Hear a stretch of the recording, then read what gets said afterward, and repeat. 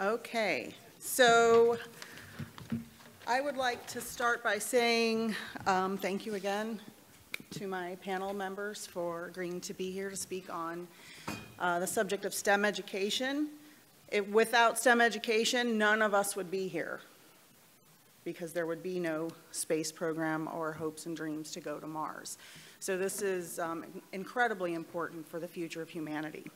I am, as Lucinda said, the Director of Education. I'm also a secondary science educator and an adjunct professor of astronomy at San Francisco State. So I'm going to read a short bio for each speaker, and then they will have some words, and then we'll have a question and answer, okay? First up, we have Keri Kukral. She is the founder of Raw Science. She grew up in Dyer, Indiana. She has a degree in bioengineering from Purdue University and worked for 15 years in medical device development. Keri won an entrepreneurial pitch competition through Caltech, Ideal Lab, and Art Center College of Design to create Raw Science TV. An advocate at the crossroads of the arts and sciences, the Raw Science Foundation is partnered with Digital Citizen Fund and the Afghan Ministry of Finance to create a STEAM, which is Science, Technology, Engineering, Arts, and Mathematics, high school in Kabul, geared towards providing students with critical technical skills and exposure to emerging technologies and AI.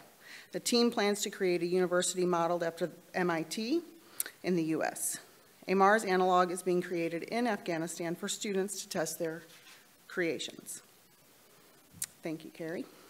Jodi Marchesso was born and raised in South Dakota. Jodi and her husband moved to Pasadena in 2007, where she taught middle and high school science at Blair High School until 2012. Recognized for her work in the classroom, Jodi became the K-12 STEM specialist in 2012, leading the Pasadena Unified School District through the transition and implementation of the next generation science standards. She also consults for the National Institute of STEM Education as a coach for teachers and campuses that want to become nationally STEM certified. And Dan Lakis is the vice principal and founding teacher at Astor School on the campus of SpaceX. Originally from Northwest Ohio, he holds a finance degree from Miami University and a master's degree in economics from UC San Diego. Prior to Astra, Dan was a finance and accounting consultant with Protiviti in Cleveland, Ohio, and has been in his current role for the past 4 years with the administration of Ad Astra while teaching math, quantitative reasoning, robotics, and fabrication. So welcome, panel members, and if you would like to start with an opening statement, we'll start here with Keri. Sure.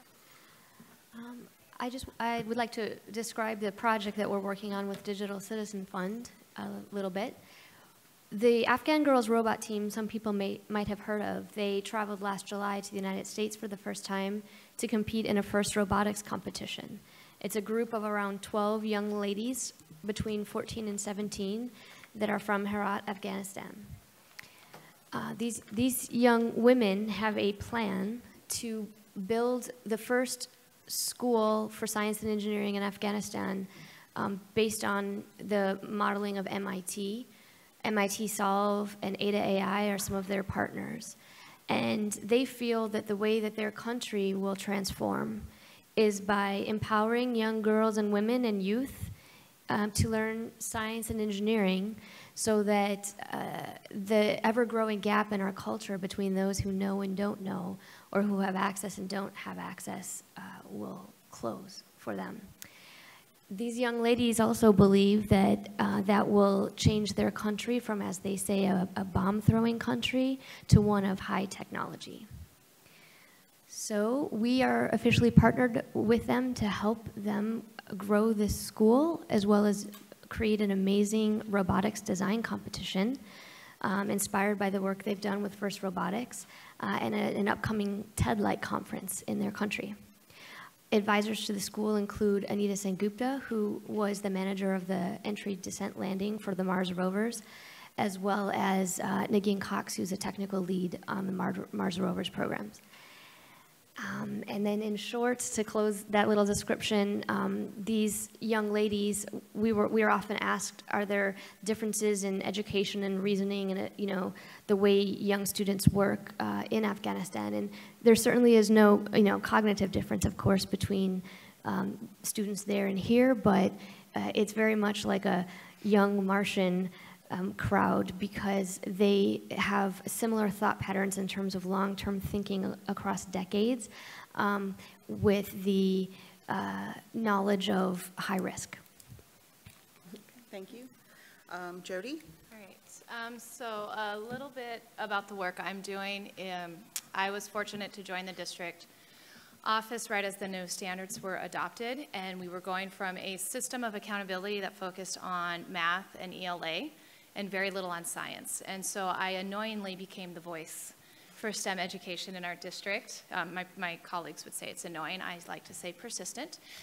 But trying to make sure that science education started as early as kindergarten and continued up through 12th grade. And so at various levels, I support teachers and administrators in being able to go into a classroom and seeing what should, and being able to identify what students should be engaging in the classroom, that there's hands-on, that kids are asking questions, that kids are going through critical thinking, creativity, problem solving, all those skills they need for a STEM career later in life. And we find through research we often lose girls and minorities between that 8th and 9th grade year. So we're also focusing on providing opportunities to bring their community into their classroom and make those connections. So I've fostered a lot of partnerships with Carnegie Observatories.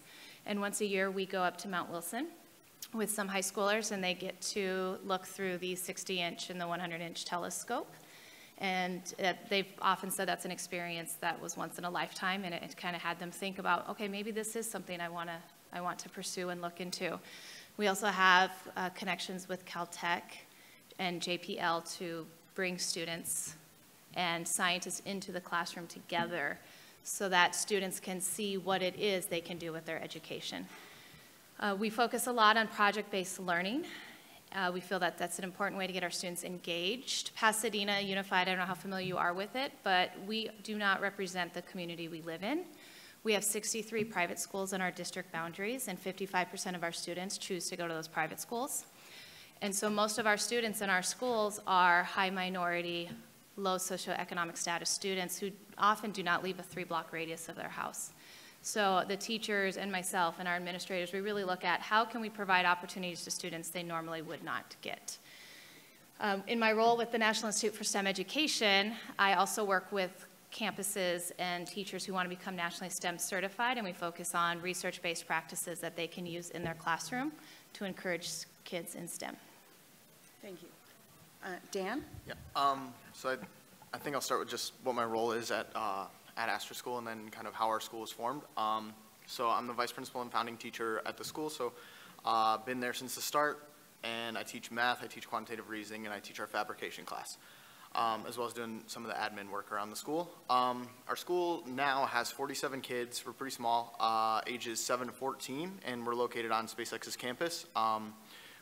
We're entering our 5th year, and I think the core part of our school is based around problem solving and critical thinking, and we've brought that into the classes, every class, but also created 2 dedicated classes, one on qualitative and one on qualitative reasoning, where we bring problem solving to the kids in a way that's meaningful and relevant.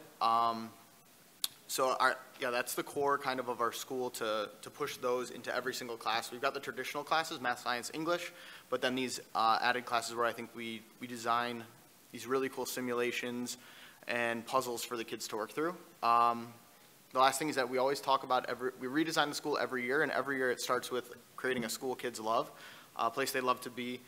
We think that that's going to be the environment, a place that they want to be, feel supported, is going to be the place where they learn the most or inspired the most to solve the problems that are coming up in the future. Okay, thank you. And Dan, luckily I was able to visit the Astor School, which was wonderful earlier this year. And I'd like you to describe a little to the audience the day-to-day workings and how that school is different, because it's very different from any other school I've ever visited. Yeah, so every year the school changes. What it looked like the first year, we started in a conference room at SpaceX. We had 8 kids, a small conference room, and then a side conference room that we started the school out of. We moved to a second location, and now we're on on campus, on the west campus of SpaceX. So the day, I think some things would look really familiar and other things would look completely foreign. We've got kids, 7-year-olds that are managing their own schedule, right? We have a central area where the kids kind of do collaborative work, and then they go off to their English, science, and math classes. And I think those would look similar to a lot of classes that you've probably seen. Where we differ a lot is towards the end of the week we get less structured. Kids get time to explore their passions. We have a big, heavy fabrication portion, and then we've got these quantitative and qualitative reasoning classes that the kids go into and work in teams a lot. I think the projects are really, they're complex, and we add little pieces each week so that it's not the kids getting this whole big, complex simulation at once. But like an example of something we would do is we want to get the kids just thinking through seemingly equivalent answers to problems and going into anything that we can find conflict. So the easiest example I found is that if we look at a teacher, a firefighter, police officer, doctor, and a soldier, assign them values 1 to 5 on who should get paid the most to the least. So we would ask, thank you, we would ask the kids to do that. And there's not a right answer to it, right? You could rank mayor first, soldier first. But what we want to do is have the kids make those choices and then go through their decision-making process and explain to us how they did it.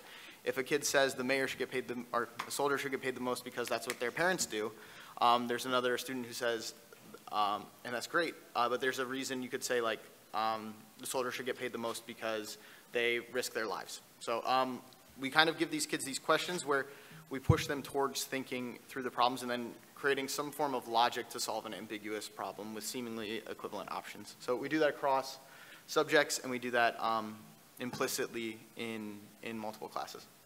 Okay, awesome. Keri, can you walk me through a typical day with the Afghani girls and the projects you guys work on? Like, if you're there, walk me through the day.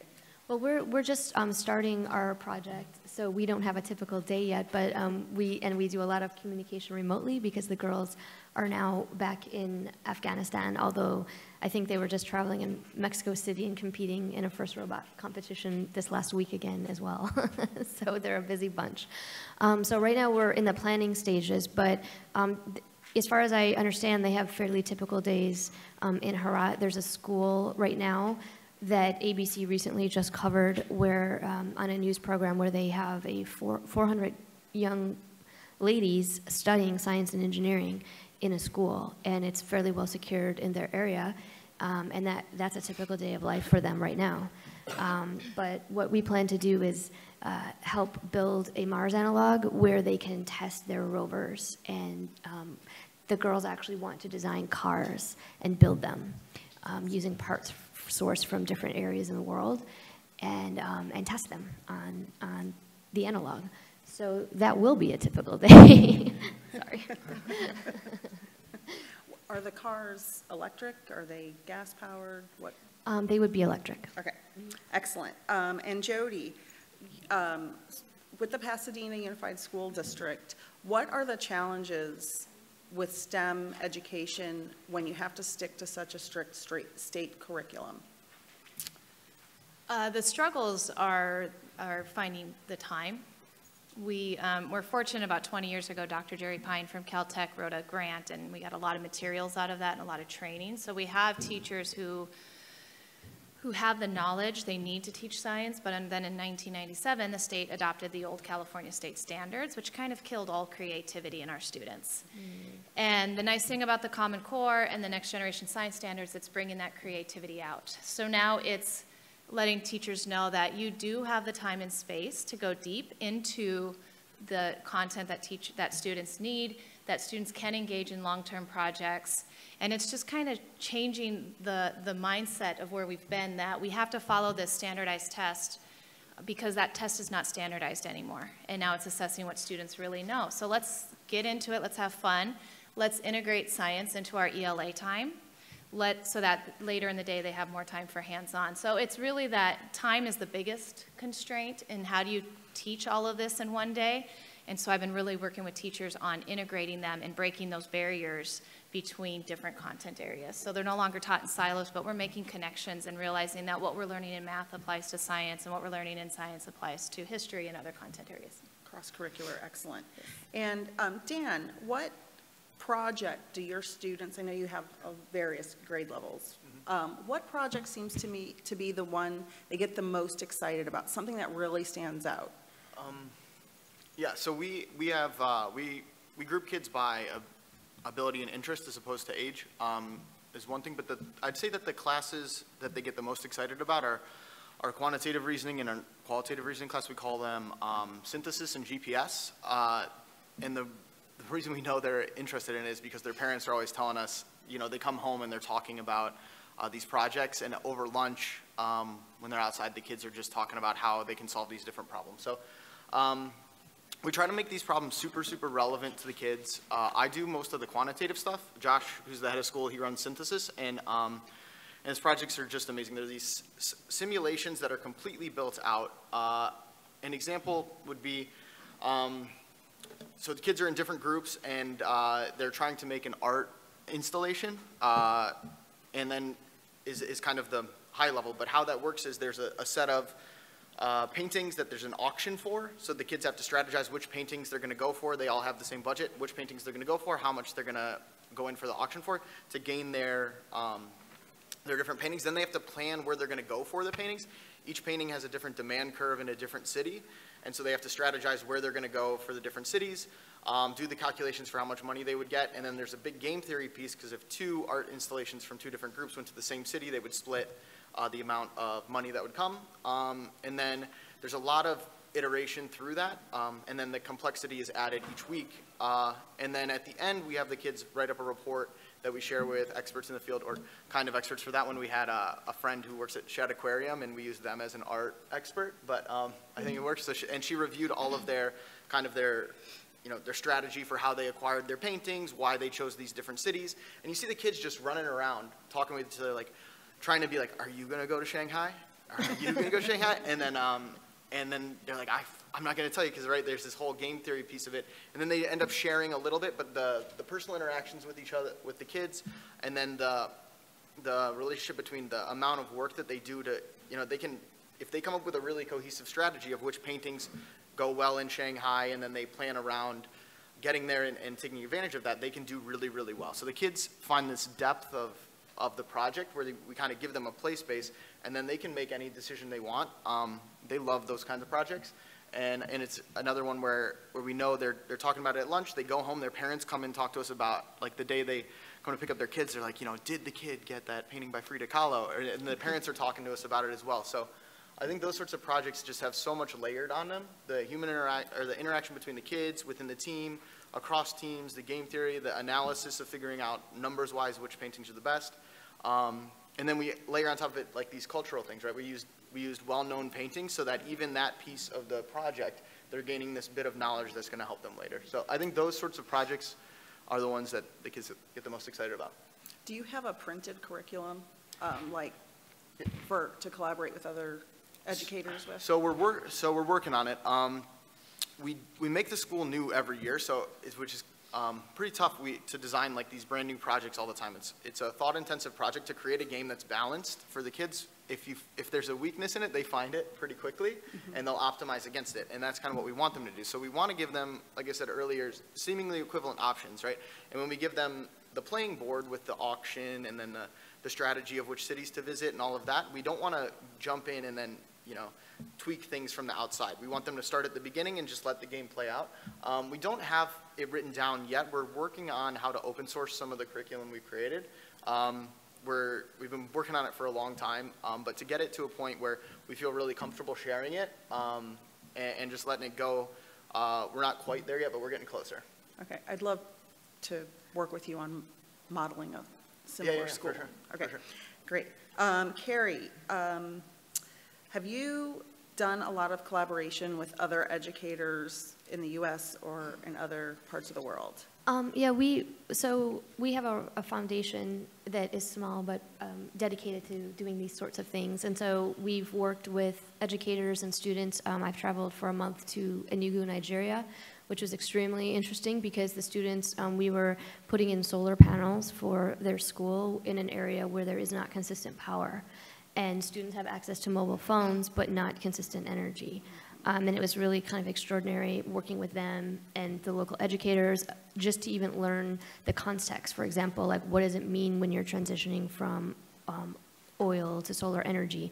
And what, we would even go and like look through the regulations at the local government level and the national government level about the energy pricing versus a hospital versus a school, just so they could really understand the full context and be engineering partners in what they were doing. I've not personally been, but I've sponsored students in our design teams. We often work with Purdue University, where I went to school.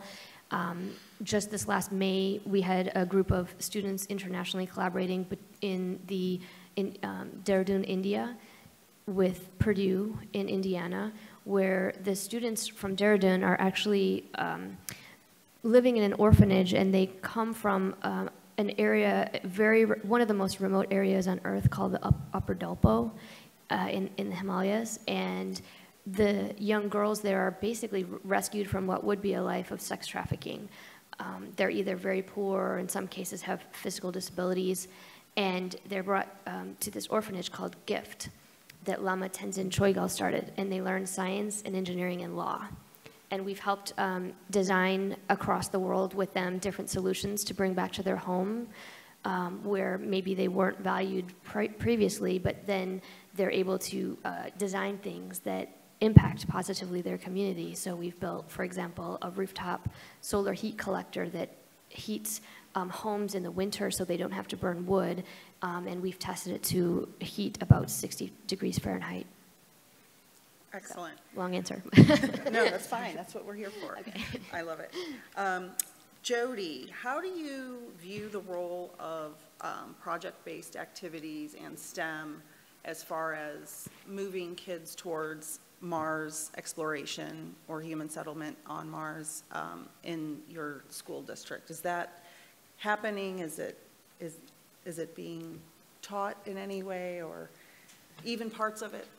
Yes, so we have two Washingtons in our district. We have Washington Elementary, Washington Middle, and they're both, Washington Elementary is a STEM identified campus. They received a magnet grant to become a STEM campus, and then their feeder middle school is also they're a STEAM campus.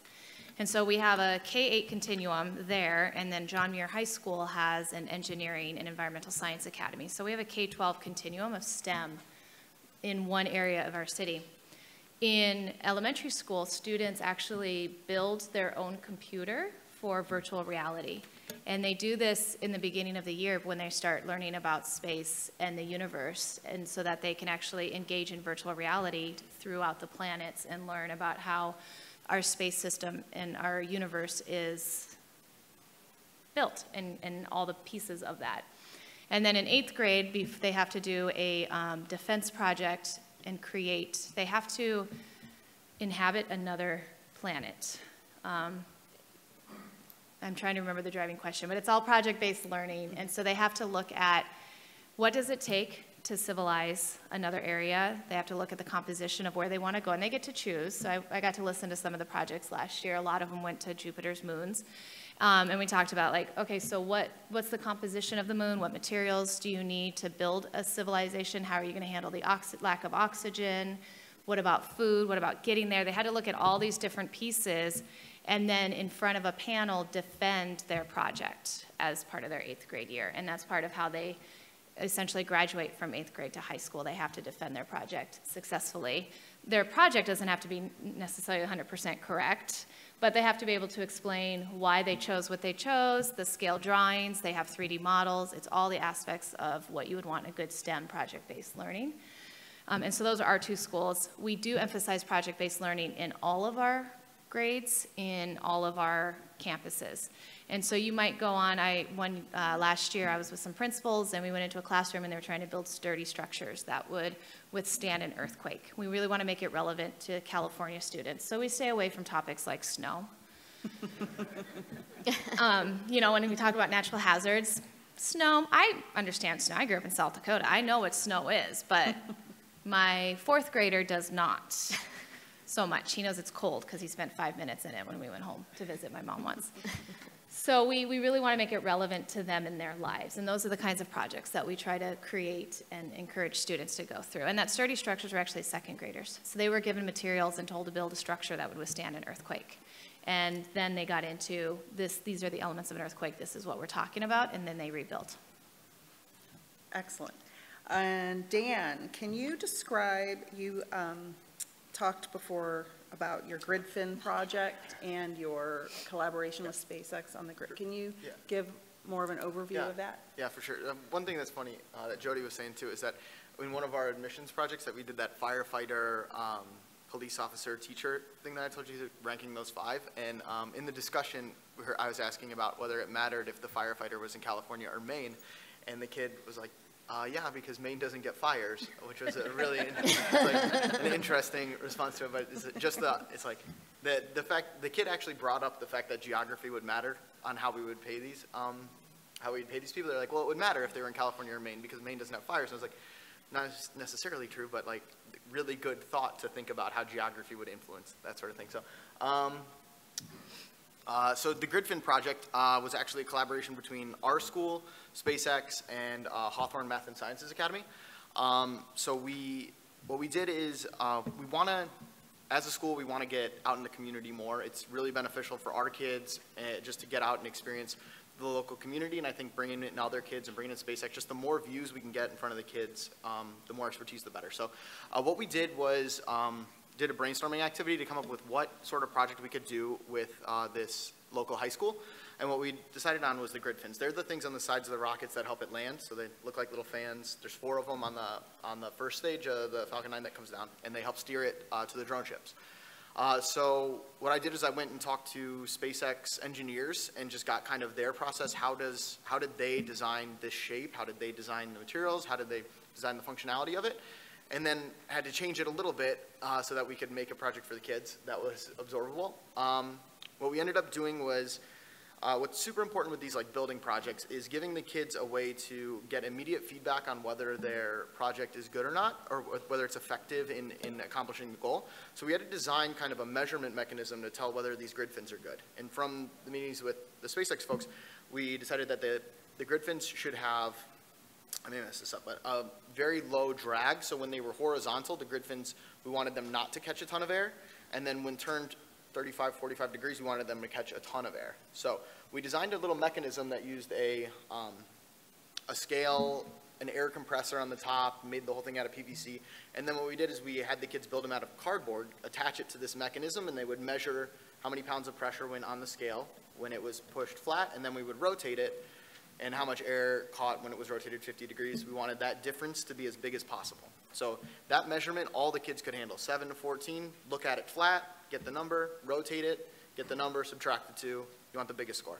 And that's a super important piece to any of these building projects that we do, because the kids then can look at it, make an adjustment, check the measurement again. Did it improve? Did it not? And they can just iterate super quickly. And for the kids, that ends up being a really valuable piece to it. We do those sort of collaborations with the local community a couple times a year. This one was really great, went over a couple weeks, and the kids had a blast. Give them, you know, we use cardboard instead of aluminum or titanium or whatever they're using on the rockets, but the idea was great. We had SpaceX come over, a couple of engineers came over to kind of talk through the physics of it, much better than I could, and then, yeah, so that's kind of the project. I think really, really great, and a lot of different pieces where the kids, they learn through the experimentation of it what sorts of designs will work best. So. Okay, that sounds amazing. And so now we are back to Keri. Can you talk about your work with the girls robotics team and how that is impacting their future STEM careers that they may go into? Well, first, I'd like to give all the credit to that team and those girls and Roya Mabub, who runs and advises them, because they're like truly incredible. And the things that they envision and execute and bring to life are so like life-changing for them, but really world-changing. And just as an example, the last maybe 2 or 3 weeks ago, in this month of August, President Ghani in Afghanistan allocated them land to build their schools, not just in Kabul, but in many provinces throughout Afghanistan, as well as funding for them to build them. So the project that they're working on are really, they're not only changing their future career paths in STEM, but they're providing a path for, thousands of youth coming behind them. So it's like hard to really describe just in terms of how it impacts their own life, but it will impact many. And the ramifications otherwise are immense. Are immense. And then once they start with the school and the design competition, the design competition has multiple elements to it. It includes designing a car, designing functional robots, and we're also designing jewelry for the winners. And once that design competition is launched in Afghanistan, they're going to bring it to neighboring countries and then global. So they have large agendas. Good. And Jodi, this is going to sound like a miracle question. Okay. If you had limitless funding. Oh. Just funding. What's that like? And more time in a day, how would your STEM projects in the school district change? What can you just, fantasize for a minute?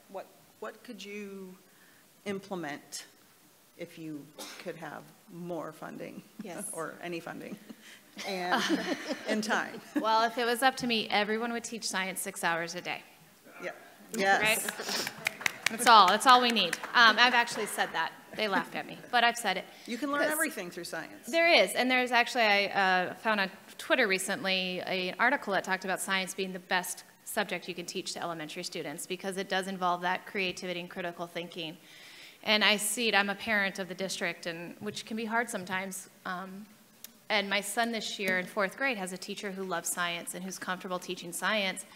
And we're in day 8, and he is coming home more excited about school than he ever has, which makes me excited because he wants to be there. She has animals. They do fun things. He comes home talking about the elements they learned, and they just started school last Monday. So if I had all the time, all the funding, and a clone, I'm still trying to figure out how to clone myself, being the only support for the district. I would, so we have a couple of our schools that have a model where they have a science lab teacher who teaches science to the kids all day. So if I don't get just teach science all day, then I would go to that model. Because what happens then is the students rotate through that science lab. There's a person who can focus on only teaching science to the students. They themselves love science, and that enthusiasm comes through. So I would actually place a science lab teacher at all of our elementary schools, which would be 18. And just give kids more time during the day to engage in science. Because there's a lot of research that while we might spend multiple hours a week teaching math and ELA, we often spend 45 minutes to an hour a week teaching science in our early grades. And so then by the time the kids get to middle and high school, they're already turned off by science because it's not fun. Or they spend it all reading and writing because that's what our emphasis is on. So I would make sure that every school had a lab, they had all the materials they needed, and the teachers were well trained to teach students how to do science and how to engage in the processes that scientists use each and every day. That sounds wonderful, doesn't it? And lots of collaboration with everybody. If only we could get that done. And for Dan, what type of projects does Ad Astra, to the stars, work on that can specifically get the students prepared for being spacefaring? Yeah, I think there's a couple of things. We've got a science, we've got a brilliant science teacher, Dr. Rose. She does chemistry at the school, and what we've done is we've decided to kind of, instead of doing this survey of sciences, let her do what she loves, which is chemistry, and so the kids get chemistry 1 and then chemistry 2, and so the kids are actually getting this in-depth knowledge of chemistry. I think that hard science is super important, just like Jodi was saying, and I think, so if we look at like the question was what would benefit them, like Mars. Right, so what projects are you working on that gear them towards that sort of future? Being a Martian? Cool. I think it's important, we look at what would be important for a Martian: survival, resourcefulness, critical thinking, problem solving, engineering, basically STEM background. So I think if we go from that standpoint, I don't think we teach survival. but I think we teach resourcefulness, critical thinking, problem solving, and those through our GPS class, which is a quantitative reasoning class I do, and then the synthesis class, which Josh does. We actually have a lot, maybe not surprising, that are geared towards space given where we're at. We had a project where we laid out all these portfolios of different potential commanders for the first Mars mission. And they had how they rated themselves across different criteria of, intelligence, fitness, like socially, how they get along well with others, leadership, those sorts of things, how they rate themselves, and then how they were ranked by others, age, all these different things, where they're from, nationality, education, all of that. And then we had the kids kind of select which of those would be the best commander for a Mars mission, and then which of the remaining group would fill out the first Mars mission. So we have the kids go through these kind of processes, again, with seemingly equivalent options. We have to make the different candidates balanced so that it's not clearly this first person, but, so we do those sorts of things, and then also, within our design, thinking, fabrication classes, I think a skill that's really important for the kids is a lot of times they'll come up with, say we're doing some sort of house building, right? Or just building something that needs a roof. And they're like, I need a big wooden plank that's like this big to put on as the roof. And what we try to push the kids towards is you don't need a big wooden plank. You need a thing that is not permeable by water that can cover the whole roof. It's not necessarily this wooden thing. So getting them to think about it, and can you create that, right? It's not that I need this certain thing. I need a thing that does this, and then I can either construct it or go find it and be resourceful about it. So I think those problem solving, critical thinking, resourcefulness, and then the general STEM knowledge that would be necessary to fix an oxygen regulator or something like that. I think those are all super important, and I think we get good coverage on them, at least at the level for 7 to 14-year-olds. Good. And for Jodi, what would you recommend? There's a big difference between students in the cities and California versus someone in Nebraska. How do you think we could help the more rural teachers across the nation understand the importance of science and that it's a fact, first of all? I'm a little passionate about that. And teaching it as a fact, and I see I have some audience members that agree that's an issue. There's just a major difference between the cities where the teachers are teaching science as a fact in the more rural areas. How do you feel like we can help these teachers understand how important that is to convey to the students? Because our future is really depending on that. So I know there are pockets of the area of the United States where I'm gonna use Texas as an example. Okay. Of not teaching evolution, even though it's a scientific theory. So I'm a biologist, so I had to teach. I didn't have to. I got the pleasure of teaching evolution to my students in 7th grade and 9th grade. And even here in California, there's some scientific theories and there's some science that, like climate change, it's not real. It's just, something people made up. And I think that's where data and evidence comes in, is important. And working with adults, changing beliefs is one of the hardest things you can do, and something that I work on doing year after year. And so that's kind of a tricky question to answer, because you're essentially changing someone's belief. And they probably have that belief because someone a mentor of theirs or someone they respect had that same belief and passed it down to them. And we do have our parents also having an effect on what our students think. But all we can do is give them the evidence that we have for these things to show them that we're not making this up. It really is happening. It is an issue, and it's one we need to solve. So let's think about, if this is an issue, how would you go about solving it? One nice thing about I grew up in South Dakota, so I'm kind of biased towards those rural areas. One thing I miss living in Los Angeles are the stars. Mm-hmm. Yeah. Mm-hmm. There's very little out here, but when I go home and go outside, and I grew up camping, fishing on the lake with parents who appreciated nature, which is probably why I went down the biology route. Dad who would feed spiders and have me watch, you know, throwing crickets and webs, that kind of thing. But every night I would just lay under the stars and see the constellations and the formations in the Milky Way, and I miss that. And I miss that, and I'm sorry my children don't get to experience that. You know, we try to drive and give them that experience, but they don't. So I think the more we can get kids outside, seeing the world around them and asking questions and engaging them in what is naturally a phenomenal piece of land and earth this earth we live on, that can start getting them asking questions. And when they start asking questions, they want answers. And they will do anything to get answers. And they will start searching themselves.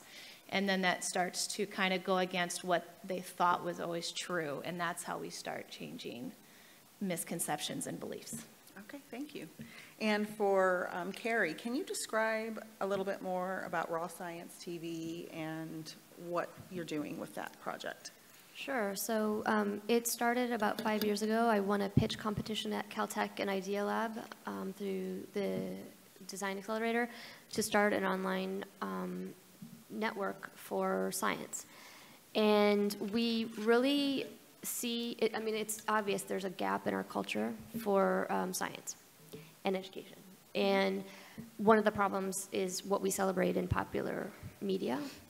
So one of our goals is to kind of disrupt the Hollywood Awards system. And we have an annual festival called the Raw Science Film Festival that this January will be at Paramount Studios. It's our 5th one, and after that year, we're eligible to be qualifiers for the Academy Awards. And we were invited in 2020 to host the festival at the Academy Awards. And our long-term goal within the next 3 years is to get broadcast like the Academy Awards. So that, and this year the Hollywood Reporter is coming. And so instead of, you know, instead of celebrating the usual in the Hollywood Reporter for little kids, they'll be celebrating Kip Thorne and Stephen Wolfram and, you know, documentaries and fictional films about science and technology. So that's kind of the idea behind it, essentially. Well, that sounds great. I'm looking forward to seeing that come to pass. And so we have about 10 minutes or so before the end of the lunch break, which everybody's excited for, right? I would like each of you to tell me and the audience 1 or 2 things that you want your students to come away with at the end of every school year or cycle of projects. We can start with Dan. What are the major things you want them to come away with in general? I think as a school we're constantly evolving. We're in our 5th year, and each year is better than the year before. This year, what I'm really thinking about is kids, the amount of ownership that they have over their own education. So realizing that they get to make choices. They get to arrive in the room and say, I'm gonna show up today and learn as much as I can, and that I'm not up.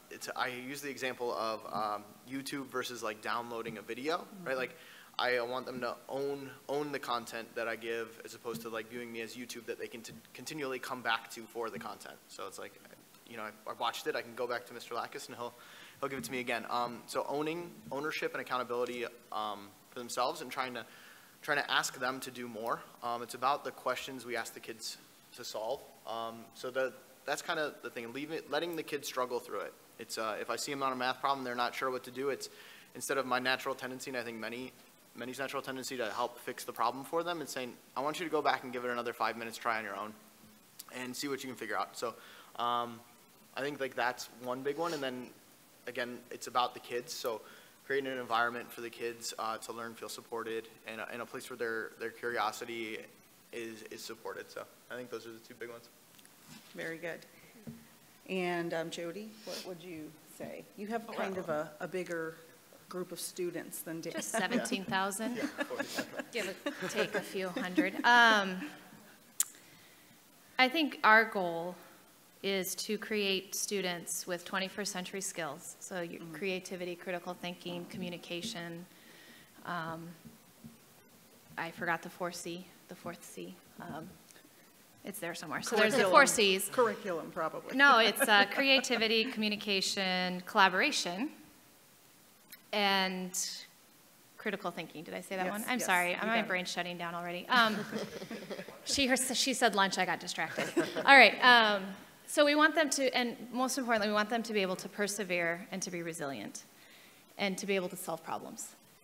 We want them to leave our system ready for college and career. And to do that, you have to be able to look at a problem, find a way to solve it. You have to be able to work with others. You have to be aware of what others are thinking and feeling. We want to create global citizens who can be productive in our society overall. Nice, very nice. And Keri, what do you want your group to come away with? So whenever we're working with any groups, certainly agency and autonomy are really important things, but I tend to work with students who maybe awe and curiosity isn't necessarily the thing that drives them in education. It may be survival or other factors. And so I like to leave the students that we work with with a feeling of awe and with their curiosity piqued, so that they have the drivers for education that we have a lot in the United States. Of course, there's certainly lots of areas where that is not true, but where they can be inspired to learn instead of feeling like they're learning to stay alive, which ironically circles back to Mars, because I guess at the end of that full circle, curiosity and awe drives us to stay alive on Mars. That sounds wonderful. And do we have any questions from the audience? Ms. Offer has the mic.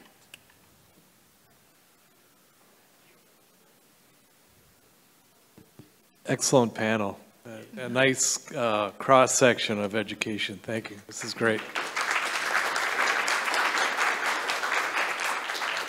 Do you have any collaborative groups that you're working with? I think you're probably caught up in the immediacy of the demands of your job, but you often need to seek outside your local environment to figure out what kind of tools can enable you to bring new things to your students. In San Diego, we had the San Diego Science Alliance, and that was through San Diego County Office of Education. I don't know if LA County Office provides any support for you or any things of that nature, but are there organizations you work with that you share your curriculum with and are able to get things back from the greater world?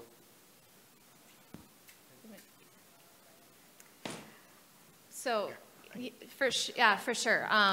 We collaborate very closely with Caltech. We actually have grad students who teach at one of our schools, Science Lab, once a week.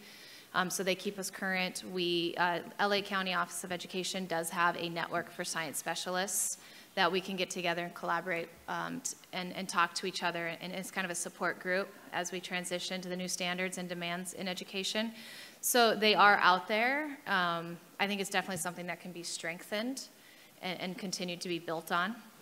But they're out there. We just have to. And then we have the Science Educators Conference, which actually is happening in Pasadena this year. And this is where I'm going to brag a little bit. Pasadena Unified is a partner district for that conference here. So we'll have some workshops and strands that they're going to feature. Just to let you know, the Mars Society has a published curriculum for Mars only. That is K through 12. It's on our education.marssociety.org website. I collaborate with educators all over the world through the Mars Society's WebEx and through an organization called NEPRIS. So anybody can email me and ask me for a class to teach at their organization or in their school or their astronomy club, and those are provided courtesy of the Mars Society. I have two real quick shout outs. One is the Conrad Foundation. Nancy Conrad has a really novel and progressive way of doing design competitions for students. And the second is EPICS, Engineering Projects and Community Service at Purdue. They're kind of an early inspiration for me. They modified senior designs back in the early 90s so that they were community-based, and it really changed a lot about the way their engineering curriculum is set up and who participates in it in the school. And they're in like 53 countries now. Or I'm saying they have 53 universities around the world now. And Explore Mars I collaborate with as well. Great. I think, okay, all three of you You're serving very challenging groups. My compliments. Dan, I've toured the SpaceX factory. I have social relationships with 2 SpaceX engineers. My first wife was, her mother was a very successful businesswoman, self-made wealthy, and I learned long ago how painful it is for some child to live in the shadow of an incredibly successful parent. And do you encounter this? You know, obviously every child in that group, their moms and dads are incredible achievers. How does this affect the kids? You know, I think each kid's different, and looking at them and supporting them in the best way possible is the best we can do. I think modeling hard work, accountability, ownership of their work, and then, you know, providing them positive feedback when they do well, and honest feedback when the work they're doing, when we know they can do better, right? I know every single one of the 47 kids really, really well, because I teach them every single day. And so when the work's not where it needs to be, or what I know they're capable of, then giving them honest feedback to improve, and then praise when it's where it needs to be. I think just holding that compass for them and letting them stand on their own 2 feet, I think is, and seeing each kid for what they need as individuals too. Will this be the last question? Yes, to the panel, and also to the lady representing the Afghan girls.